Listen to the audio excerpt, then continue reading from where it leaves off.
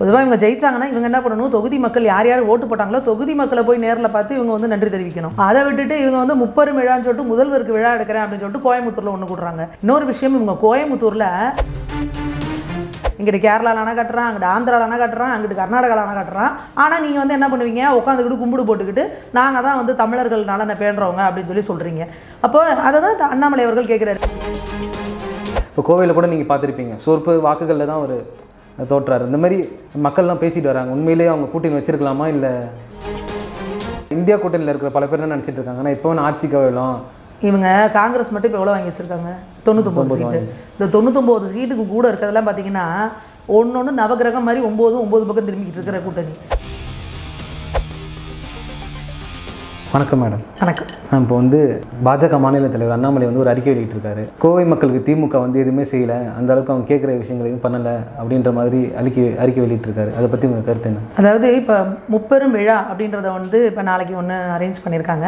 ஆக்சுவலாக இதை வந்து ஜூன் 14ஆம் தேதி தான் அவங்க வந்து பிளான் பண்ணது. எதுக்காகனா கலைஞர் அவர்களோட 100ஆண்டு விழா, அப்புறம் வந்து இப்போ 40 எம்பிக்கள் ஜெயிச்சதுக்கான ஒரு நன்றி தெரிவிக்கும் விழா, ப்ளஸ் வந்து முதல்வருக்கு நன்றி தெரிவிக்கும் விழா அப்படின்றதுக்காக முப்பெரும் விழா அப்படின்னு சொல்லி எடுக்கிறாங்க. பொதுவாக இவங்க ஜெயிச்சாங்கன்னா இவங்க என்ன பண்ணணும், தொகுதி மக்கள் யார் யார் ஓட்டு போட்டாங்களோ தொகுதி மக்களை போய் நேரில் பார்த்து இவங்க வந்து நன்றி தெரிவிக்கணும். அதை விட்டுட்டு இவங்க வந்து முப்பெரும் விழான்னு சொல்லிட்டு முதல்வருக்கு விழா எடுக்கிறேன் அப்படின்னு சொல்லிட்டு கோயம்புத்தூரில் ஒன்று கூடுறாங்க. இன்னொரு விஷயம், இவங்க கோயம்புத்தூரில் இவங்க தாத்தாவும் என்ன சொன்னார், நாங்கள் வந்து அவினாசி அத்திக்கடவு திட்டத்தை வந்து இது பண்ணுவோம்னு சொல்லி சொன்னாங்க. இவங்க அப்பா ஸ்டாலின் அவர்கள் என்ன சொன்னார், நாங்கள் அது பண்ணுவோம்னு சொன்னார். இப்போ அவர்கள் இப்போ உதயநிதி ஸ்டாலின் காலத்துலையும் இன்னமும் இந்த அவினாசி அத்திக்கடவு திட்டங்கிறது வந்து இந்த கிடப்பில் தான் கிடக்குது. அப்போ அந்த கோயம்புத்தூர் மக்களுக்கான நலன்கிறத நீங்கள் எதுவுமே செய்ய போகிறது கிடையாது. இன்னொன்று கோயம்புத்தூர் முழுக்க வந்து டெக்ஸ்டைல் இண்டஸ்ட்ரீஸ் நிறையா இருக்குது. அப்போ டெக்ஸ்டைல் இண்டஸ்ட்ரி மக்களுக்காக நீங்கள் என்ன செஞ்சீங்க, போன திமுக ஆட்சியில் என்ன கொண்டு வந்தாங்க, மின்வெட்டு. எப்போ பார்த்தாலும் மின்வெட்டுன்னு எவ்வளோ பேர் வந்து டெக்ஸ்டைல் ஃபேக்ட்ரியை மூடிட்டு வந்து நடுத்தூரில் நின்ற மக்கள் எத்தனை பேர். இப்போ என்ன பண்ணியிருக்கிறாங்க, விஞ்ஞான முறையில் என்ன ஊழல் பண்ணணும், எப்படி பண்ணணும்னு உங்களுக்கு நல்லாவே தெரியும். இந்த மின் கட்டணத்தை வந்து எப்படி விஞ்ஞான முறையில் நூதனமாக ஏற்றணுமோ அது மாதிரி ஏற்றிக்கிட்டே வந்துட்டு ஒருத்தன் கரண்ட் பில் வந்து 15,000 கட்டிக்கிட்டு இருந்த ஒரு கமர்ஷியல் இதுக்கு வந்து இன்றைக்கி அப்படியே டபுளாக ட்ரிபிளாக இருக்குது. அப்போது எப்படி இவங்க வந்து அதை வந்து அங்கே ஒரு இண்டஸ்ட்ரி நடத்துகிறவங்களுக்கு எப்படி இதை வந்து செய்ய முடியும். அடுத்தது பார்த்தீங்கன்னா இன்றைக்கி கோயம்புத்தூரில் போய் பார்த்தீங்கன்னா தண்ணி பஞ்சம் அவ்வளோ தலைவிரிச்சு ஆடுது. தினமும் வீட்டுக்கு வந்துகிட்டு இருந்த சிறுவாணி தண்ணி இன்றைக்கெல்லாம் வாரம் ஒருக்கு தான் வந்துகிட்டு இருக்குது. இன்னொன்று அங்கே சிறுவாணி தண்ணியில் கேரளாக்காரன் வந்து அங்கே அணை கட்டி வச்சுருக்காங்க. உங்களோட இண்டி கூட்டணியில் தானே அங்கே எல்லாம் உட்காந்துருக்குறாங்க. அங்கே கம்யூனிஸ்ட்காரங்களை வந்து கட்ட வேணான்னு சொல்கிறதுக்கு உங்களுக்கு என்ன இருக்குதா. அப்போ தமிழக மக்களோட நலனை பற்றி எந்த ஒரு அக்கறையுமே உங்களுக்கு கிடையாது. இங்கிட்டு கேரளாவில் அணை கட்டுறான், அங்கிட்டு ஆந்திராவில் அணை கட்டுறான், அங்கிட்டு கர்நாடகாவில் அணை கட்டுறான். ஆனால் நீங்கள் வந்து என்ன பண்ணுவீங்க, உட்காந்துக்கிட்டு கும்பிடு போட்டுக்கிட்டு நாங்கள் தான் வந்து தமிழர்கள் நலனை பேணுறவங்க அப்படின்னு சொல்லி சொல்கிறீங்க.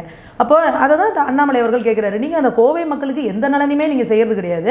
அங்கே போய் என்ன நீங்கள் முப்பெரும் விழான்னு பண்ணிக்கிட்டு என்ன பண்ணிக்கிட்டு இருக்கிறீங்க. நீங்கள் ஒரு வெட்டி விளம்பரம் வீண் பந்தா அவர் 40 பேர் ஜெயிச்சிட்டோம் அப்படின்றதுனால அவங்களுக்கு கண்ணு தெரியாமல் அப்படியே கண்ணு திறக்க முடியாமல் அங்கே போய் பண்ணிட்டு இருக்காங்க. அதுலேயும் தலைவர் அங்கே என்ன சொல்லிட்டு இருக்காருன்னா, கோயம்புத்தூரில் வந்து ஒரு பெரிய இஷ்யூ இப்போ அவங்க ஃபேஸ் பண்ணுறது மக்கள் என்ன, கோவை மக்கள்னா குப்பைகள். அதை வந்து சரியாக வந்து அவங்க வந்து இது பண்ணாமல் குப்பைகள் வந்து இன்றைக்கி ஒரு மிகப்பெரிய பிரச்சனையாக ஆகிட்டு இருக்கு கோயம்புத்தூருக்கு. இப்போ நீங்கள் தமிழகம் முழுக்க அவங்களோட ஊபிஸுங்கெல்லாம் போனீங்கன்னா நீங்கள் அங்கே என்ன பண்ணுவீங்க, தமிழகம் முழுக்க இருக்க எல்லாரும் அங்கே போய் கோயம்புத்தூரில் குப்பையை போட்டுட்டு வருவாங்க. ஏன்னா இவங்க ஒரு மாநாடோ ஏதோ முடிச்சாங்கன்னா அந்த இடத்த சுத்தமாக க்ளீன் பண்ணுறதோ குப்பையில் எடுக்கிறதோ இவங்க பண்ண மாட்டாங்க. அப்படிங்கிறப்ப அதை தான் தலைவர் வந்து அதை சுட்டி காட்டி இது பண்ணியிருக்காரு. இது தேவையற்ற ஒரு வீண் ஆடம்பரம், ஒரு வீண் செலவு, வெட்டி இதுக்கு பண்ணிக்கிட்டு இருக்கிறாங்க அப்படின்றதுக்காக தான் இதை வந்து தலைவர் வந்து அதுக்கு வந்து ஒரு அறிக்கை கொடுத்துருக்காரு. இன்னொரு விஷயம் நம்ம கவனிக்கணும், இன்றைக்கி ஜூன் 14 அன்னைக்கு அதை வந்து பிளான் பண்ணியிருந்தது, நாளைக்கு மாற்றிருக்காங்க. இன்றைக்கி ஜூன் 14 என்ன அப்படின்னா, செந்தில் பாலாஜி அவர்கள் வந்து ஜெயிலுக்கு போய் இன்னையோட 1 வருஷம் ஆகுது. இப்போது எப்படி வந்து ஒரு ஊழலுக்காக ஒரு அமைச்சர் இவங்களை சேர்ந்த இவங்க திமுகவை சேர்ந்த ஒரு அமைச்சர் ஒரு ஊழலுக்காக ஜெயிலுக்கு போயிட்டு இன்றைக்கி 1 வருஷம் வரைக்கும் ஜாமீன் கூட கிடைக்க முடியாத அளவுக்கு அந்த அளவுக்கு ஒரு ஊழல் பண்ணி வச்சிருக்கிறாரு அப்படிங்கிறத பார்க்குறப்ப அப்போ தமிழக மக்களுக்கு வந்து தெரியணும் இவங்க திமுகங்கிறவங்க எந்த அளவுக்கு ஊழல் பண்ணுவாங்க, எப்படி இது பண்ணுவாங்க அப்படின்றதுக்கு வந்து இவங்களே வந்து ஒரு மிகப்பெரிய உதாரணம். அவங்க தமிழக முதல்வர் மு க ஸ்டாலின் வந்து பெண்களுக்காக சுய உதவி திட்டம்ன்ற மாதிரி அமௌண்ட் வரும்ல மாதம் அந்த மாதிரி திட்டம் நிறைவேற்றினார்.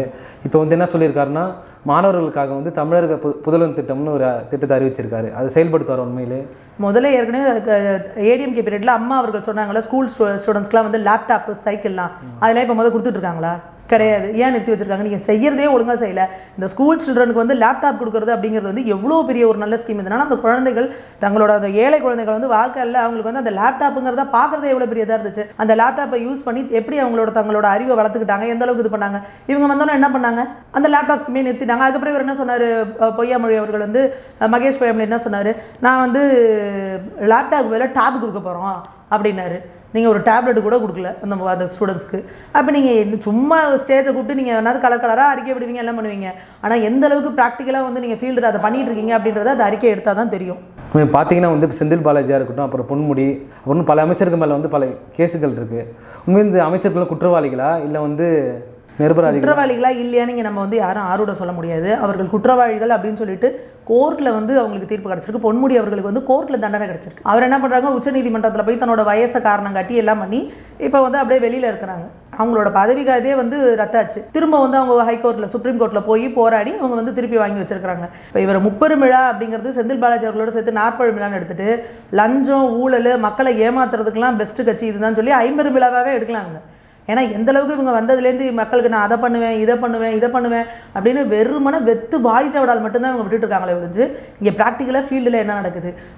அனைத்து மகளிருக்கும் 1000 ரூபானாங்க. அவங்க என்ன பண்ணாங்க, தகுதி வாய்ந்த மகளிருக்கு அப்படின்னு சொல்லிட்டு இது பண்ணாங்க. மாதம் மின் கட்டணம் நாங்கள் வந்து இது பண்ணுவோம், அதனால உங்களுக்கு இவ்வளோ ரூபாய் சேமிக்க முடியும்னாங்க. இன்னைக்கு 150 ரூபா வீட்டுக்கு 200 ரூபா வீட்டுக்கு கரண்ட் பில்லு கட்டிட்டு இருந்தவனுக்கு இன்னைக்கு 1500 ரூபா 2000 ரூபா வருது கரண்ட் பில்லு. ஒரு வீட்டுக்கு ஒரு ஃப்ளாட் இருக்குன்னா 5 வீடு 6 வீடு கொண்ட ஃப்ளாட்டுக்கு ஒரு மோட்டர்னு ஒன்று வைப்பாங்க. மோட்டர் காமனில் இருக்கும். அந்த காமனை வந்து கமர்ஷியல் அப்படின்னு சொல்லி ஆக்கி அந்த மோட்டருக்கு பார்த்தீங்கன்னா 110 ரூபா 120 ரூபா வந்துட்டு இருந்த மோட்டருக்கு பார்த்தீங்கன்னா இன்னைக்கு வந்து 1000 ரூபா வந்து கரண்ட் பில் வருது. இப்படி நூதன முறையில் ஒன்னொன்னையும் அந்த மீட்டருக்குன்னு சார்ஜை ஏற்றுறது, புது மீட்டர் போட்டிங்கன்னா அதுக்கு ஒரு சார்ஜ்னு இப்படி கலராக நீங்கள் வந்து ஒவ்வொன்றையா போட்டு இன்னைக்கு எப்படி மக்களோட தலையில் பாரத்தை ஏற்றி வச்சுக்கிட்டு இன்னைக்கு என்ன மாதிரியான அவங்க ஆட்சி பண்ணிட்டு இருக்காங்க. இந்த பக்கம் பார்த்தீங்கன்னா ஒரு பக்கம் லஞ்சம் ஊழல்னு இவங்க அமைச்சர்கள்லேருந்து எல்லார் மேலேயும் குற்றம். ஒரு பக்கம் பார்த்தீங்கன்னா சட்டம் ஒழுங்கு கம்ப்ளீட்டாக சீர்கட்டி இந்த மாதிரி ஒன்று போயிட்டு இருக்கு. இன்னொரு பக்கம் பார்த்தீங்கன்னா போதைப் பொருள்னு சொல்லிட்டு மாணவர்கள்லாம் வெளியில் அனுப்புறதுக்கு ஒரு மிகப்பெரிய ஒரு த்ரெட்டாக வந்து ஆகிட்டு இருந்திருக்கு. இந்த மாதிரி எல்லா வகையிலையும் வந்து ஒரு எந்த வகையிலுமே வந்து மக்களுக்கு வந்து ஒரு நிம்மதியான ஆட்சி கிடையாது. ஒரு அமைதி பூங்காவாக இருந்த தமிழகம் வந்து இன்னைக்கு வந்து ஒரு மிகப்பெரிய ஒரு இதில் வந்து மாட்டிட்டு முடிச்சுக்கிட்டு இருக்கு. அதே மாதிரி வந்து இப்போ அண்ணாமலை அவர்கள் வந்து ரொம்ப தயாராகிட்டு இருக்காரு. சட்டசபை தேர்தல் வருது, அப்போ பல தலைவர்களும் தயாராகிட்டு இருக்காங்க. இப்போ வந்து விஜய் அவர்களும் இப்போ தயாராகிட்டு இருக்காரு, நம்ம எல்லாருக்குமே தெரியும். இப்போ அவரும் அண்ணாமலை அவர்களும் கைகோர்க்க வாய்ப்பு இருக்கா, இல்லை சீமானும் உள்ளார நுழைய வாய்ப்பு இருக்கா, இல்லை தனியாக? இன்னும் 2 வருஷம் இருக்குது. இன்னொன்று இது எல்லாருமே சொல்கிறது, எப்பவும் சொல்கிறது தான், இந்த கூட்டணி இது பற்றின விஷயங்கள்லாம் வந்து கட்சி தலைமையும் கட்சி மேலிடமும் அவங்கள தான் டிஸ்கஸ் பண்ணி இதை முடிவெடுப்பாங்க. இதில் நம்ம இங்கே இருந்துட்டு இவங்க வந்தால் நல்லாயிருக்கும், அவங்க வந்தால் நல்லாயிருக்கும், இவங்க வந்தால் நல்லாயிருக்கும் அப்படின்ற இந்த டிஸ்கஸ் பண்ணுறதுக்குலாம் இங்கே வந்து எதுவுமே கிடையாது. அவங்கவுங்க கட்சியை வளர்க்குறதுக்கான இதெல்லாம் நம்ம இந்த 2 வருஷங்கிறது வந்து எங்களோட கட்சியை எப்படி வளர்க்கணும், எப்படி மக்கள்கிட்ட அடித்தட்டு மக்கள்கிட்ட இன்னும் கொண்டு போய் சேர்க்கணும், எப்படி வந்து மோடி அவர்களோட நலத்திட்டங்களை கொண்டு போய் மக்கள்கிட்ட சேர்க்கணும். இன்றைக்கி இங்கே தமிழ்நாட்டில் மிகப்பெரிய பிரச்சனை என்னென்னா, மோடி அவர்களோட நலத்திட்டங்களை வந்து கோடிக்கணக்கான மக்கள் வந்து பெனிஃபிட் ஆகிருக்காங்க. ஆனால் இந்த நலத்திட்டங்கள்லாம் கொடுக்கறது மோடி அவர்கள் தான் அப்படிங்கிறதே தெரியல. அதுதான் நீங்கள் ஒரு மிகப்பெரிய இதாக இருக்குது. ஸோ அப்போ நாங்கள் அந்த மக்களை போய் அணுகி இந்த திட்டங்கள்லாம் கொடுக்கறது மோடி அவர்கள், இவர்கள் என்னென்னலாம் பண்ணிட்டு இருக்காரு நமக்கு அப்படிங்கிறத எடுத்து சொல்லி இவங்க வந்து இன்னைக்கு இந்த திமுக வந்து பாஜக அப்படின்னா ஒரு பொய் பிம்பத்தை கட்டமைச்சு மோடி அவர்கள் மேலே ஒரு பொய் பிம்பத்தை கட்டமைச்சிருக்கிறத பிரேக் பண்ணுற வேலை தான் எங்களுக்கு இந்த 2 வருஷம் வந்து அந்த ஒர்க்கு எங்களுக்கு சரியாக இருக்கும்.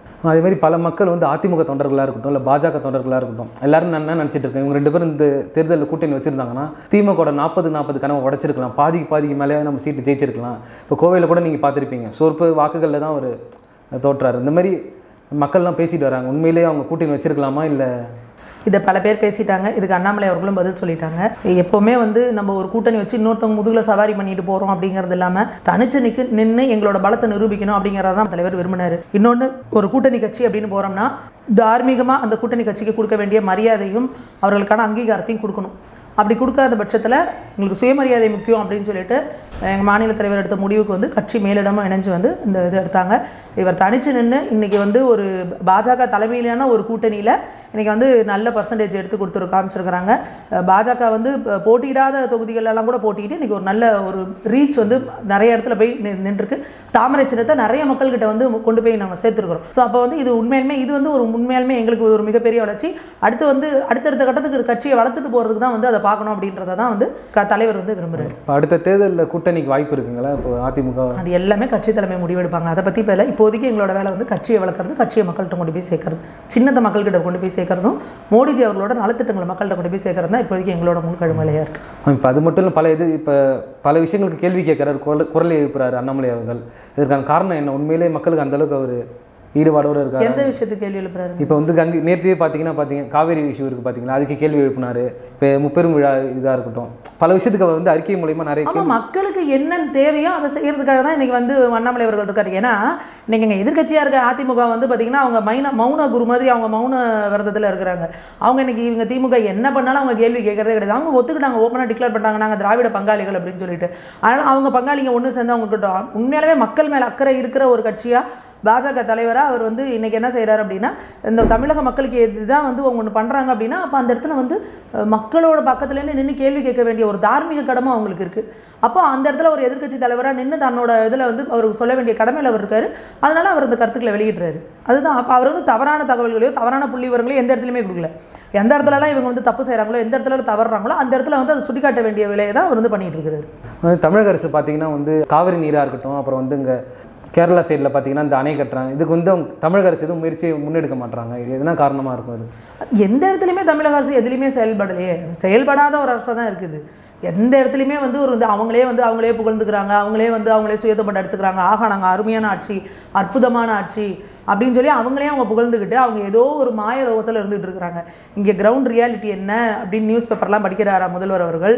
இல்லை என்ன சேனல்லாம் பார்க்குறாரா? இல்லை என்ன நடக்குது நாட்டில் அப்படின்றது முதல்வர் அவர்களுக்கு தெரியுதா அப்படிங்கிறது ஒரு மிகப்பெரிய கேள்விக்குறியாக இருக்குது. அப்போது இதை எல்லாருமே நிறைய பேர் வெளிப்படுத்திக்கிட்டே இருக்கிறாங்க. இங்கே சட்டம் ஒழுங்கு எந்த அளவுக்கு சீர்குலைச்சு வந்துகிட்டு இருக்குது, எங்கே பார்த்தாலும் பிரச்சனை, போத கலாச்சாரம், எங்கே பார்த்தாலும் மெத்து, பெண்கள் பாலியல் பலாத்காரம், பெண்கள் வெளியில் போகிறதுக்கு பயமாக இருக்குது, எங்கே பார்த்தாலும் அருவா வெட்டு, சின்ன பசங்க காலேஜ் பசங்களாம் கூட பார்த்திங்கன்னா அருவா வெட்டு, இந்த போதையை போட்டுட்டு கஞ்சாவை போட்டுட்டு இந்த மாதிரி மிகப்பெரிய சீரழிவு நடந்துகிட்டு இருக்குது. எங்கே பார்த்தாலும் போதைப் பொருட்கள் இங்கே பிடிச்சோம் அப்படின்னு சொல்லிட்டு தினசரி நியூஸ் வந்துக்கிட்டே இருக்குது. அப்போது இவங்க வந்து அதே மாதிரி இங்கே கர்நாடக அரசு அணை கட்டுதுன்னா, ஆந்திர அரசு, அப்புறம் இங்கிட்டு கேரளா 3 பேருமே அணை கட்டுறாங்கன்னா இவங்க அதுக்கு என்ன பண்ணுறாங்க? அங்கே நீர்வளத்துறை அமைச்சராக இருக்கிற துரைமுருகன் அவர்கள் என்ன பண்ணிகிட்டு இருக்கிறாரு அப்படின்றதும் ஒன்றுமே தெரியல. இப்போ இது முழுக்கவே வந்து எந்த ஒரு துறையுமே வந்து செயல்படாத ஒரு துறையாக தான் இருக்குது இன்றைக்கி தமிழக அரசு. வெறுமன விளம்பரத்துலையும் வந்து மீடியாக்களை கையில் வச்சுட்டு ஆட்சியை நடத்திடலாம் அப்படின்னு அவங்க நினச்சிட்டு இருக்காங்க. ஆமாம், இது மாதிரி கடைசியாக ஒரே ஒரு கேள்விமா, இப்போ என்ன இந்தியா கூட்டணியில் இருக்கிற பல பேர் என்ன நினச்சிட்டு இருக்காங்கன்னா, இப்போ ஒன்று ஆட்சிக்கு வரலாம், இவங்க வந்து தனி பெரும்பான்மை இல்லை, ஆனால் நம்ம நினச்சி சாதிச்சுக்கலான்னு ஒரு உண்மையிலே அந்த மாதிரி ஒரு சூழ்நிலையா? அது எப்படி முடியும்? இவங்க காங்கிரஸ் மட்டும் இப்போ எவ்வளோ வாங்கி வச்சுருக்காங்க? 99 சீட்டு. இந்த 99 சீட்டுக்கு கூட இருக்கிறதெல்லாம் பார்த்தீங்கன்னா ஒன்று நவகிரகம் மாதிரி 9 பக்கம் திரும்பிக்கிட்டு இருக்கிற கூட்டணி. இவங்களை நம்பி இவங்க எப்படி நீங்கள் ஒரு பேச்சுக்கே வச்சுக்கோ. சப்போஸ் இவங்க வராங்கன்னா ராகுல் என்ன சொல்கிறாரோ அவங்க வந்து மம்தா ஒத்துக்குவாங்களா? ராகுல் என்ன சொல்கிறாரோ இங்கிட்ட இவர் ஒத்துக்குவாரா? ஆம் ஆத்மியில் இருக்கிற இவர் ஒத்துப்பாரா? இப்படியெல்லாம் நெல்லிக்காய் மூட்டையை பிரித்த மாதிரி ஆளுக்கு ஒரு பக்கமாக செதறி ஓடிடுவாங்க. இப்போ இன்னொன்று இவங்களை நம்பி ஒரு பாரத தேசங்கிறது இவங்க நினச்ச மாதிரி இப்போ இன்றைக்கி எந்த அளவுக்கு வளர்ச்சி அடைந்திருக்கு. மோடி அவர்கள் வந்து ஒரு பெரிய ஸ்கேலை வந்து ஃபிக்ஸ் பண்ணியிருக்காரு. இன்றைக்கி பாரத தேசம்னா ஒரு மிகப்பெரிய வளர்ச்சி அடைகிற நாடு, ரொம்ப ஃபாஸ்ட்டாக க்ரோ ஆகிட்டு இருக்க நாடு, எல்லாத்துலேயும் ஒரு பெரிய ஸ்கேலை வந்து ஃபிக்ஸ் பண்ணியிருக்காரு. அப்போ அந்தளவுக்கு ஈக்குவலான ஒரு லீடரை அங்கே இந்தி கூட்டணியில் காட்டவாது முடியுமா? இவர் தான் பிரைம் மினிஸ்டர் கேண்டிடேட்னு அவங்களால டிக்ளேர் கூட பண்ண முடியல.